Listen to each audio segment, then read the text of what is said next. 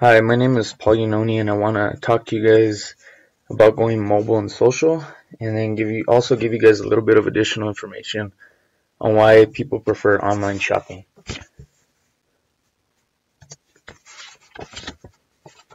Um, so a little bit about going mobile and social. In the book, it talked about there are 97% that access their social media through their computers.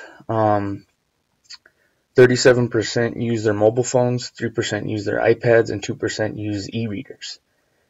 I looked online to find additional information and found that consumers prefer shopping online because it saves time, it's easy to compare prices, you get more of a variety. There's no crowd, which I like. There's less prices and you spend less on gas. And here's a little bit of information that I kind of percentage-wise, what I was just talking about. And to give you guys a personal example, I just recently bought my girlfriend a watch that she had found at Walmart for I think $30, and I looked on eBay and found it for 18. So it was really easy to compare prices, and I didn't even really I did it in the convenience of my own home. So that's just a personal example that I could give you guys.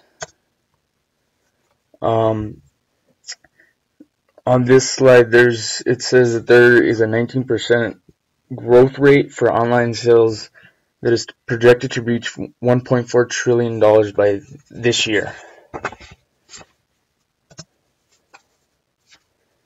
So there are also some apps that it gave in the book that use GPS functions. It explains what they're doing, where they are, when they're doing it.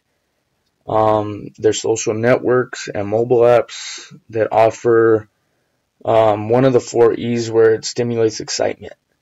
Thought sharing sites like blogs are excellent for providing customer education.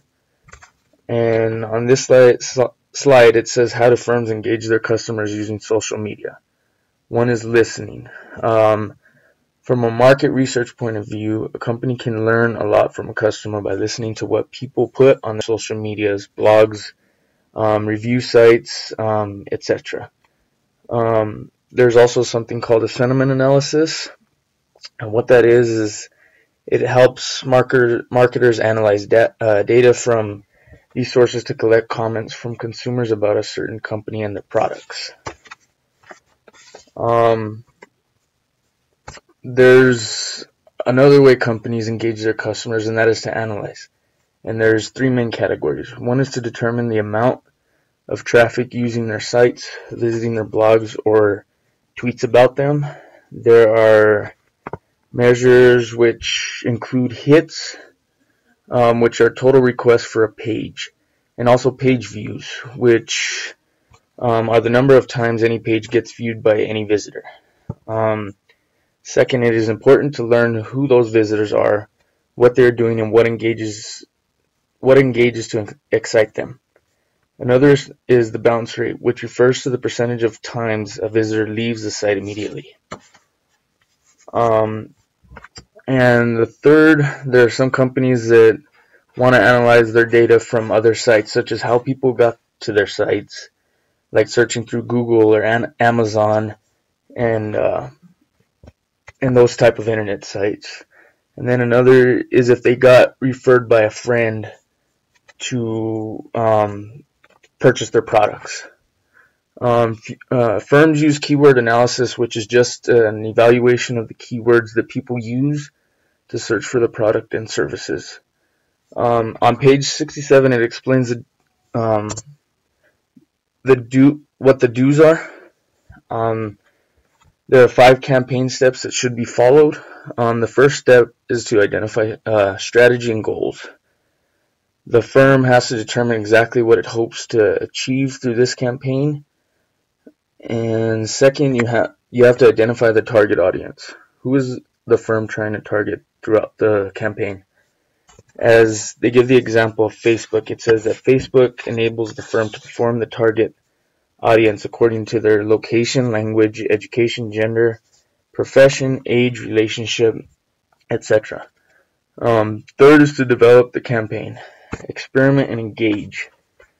Once the firm knows who the target audience is, they develop communication. Fourth is to develop the budget. Keeping the budget is key. Another example that Facebook does is they allow advertisers to set a daily budget. Once their cost is at a certain level, the ad will disappear for the rest of the day. And lastly is the fifth and final step, which is to monitor and change. You review how the campaign turned out. Once it gets reviewed, you can make changes on things that could have worked better.